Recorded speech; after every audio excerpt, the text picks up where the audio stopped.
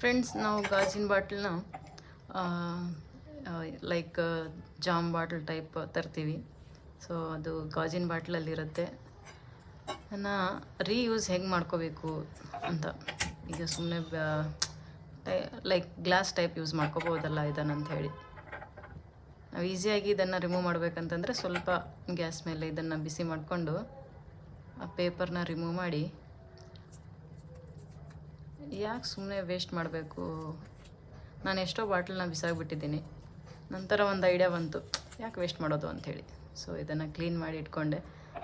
ನನಗೆ ಈ ಗಾಜಿನ ಬಾಟ್ಲು ರೆಗ್ಯುಲರಾಗಿ ವಾಟ್ರ್ ಕುಡಿಯೋಕ್ಕೆ ಅಥವಾ ಬಿಸಿ ನೀರು, ಬೆಳಗ್ಗೆ ನಾನು ಅರಿಶಿನ ನೀರು ಕುಡಿತೀನಿ. ಸ್ವಲ್ಪ ಮನೆಯಲ್ಲೇ ಮಾಡಿರುವಂಥ ಅರಿಶಿನ ನೋಡಿರಿ. ನಾನು ಮೊದಲೆಲ್ಲ ಈ ಥರ ಬಾಟ್ಲ್ಗಳನ್ನು ರೀಯೂಸ್ ಮಾಡ್ಕೊಳಕ್ಕೆ ಕವರ್ ತೆಗೆದು ಇಟ್ಕೊಂಡಿನಿ.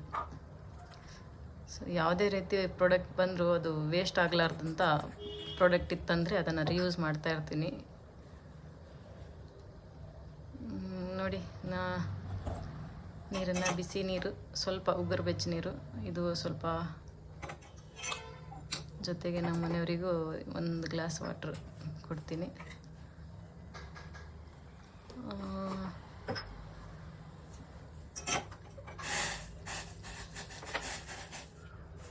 ಅಲ್ಲಿ ಇದನ್ನು ಮಿಕ್ಸ್ ಮಾಡಿಕೊಂಡು ಕುಡಿದ್ರೆ ಆರೋಗ್ಯಕ್ಕೆ ತುಂಬ ಒಳ್ಳೆಯದು.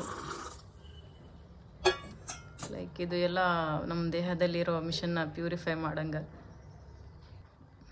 ಓಕೆ ಫ್ರೆಂಡ್ಸ್, ಬಾಯ್. ಸಬ್ಸ್ಕ್ರೈಬ್ ಮಾಡೋದನ್ನು ಮರಿಬೇಡಿ.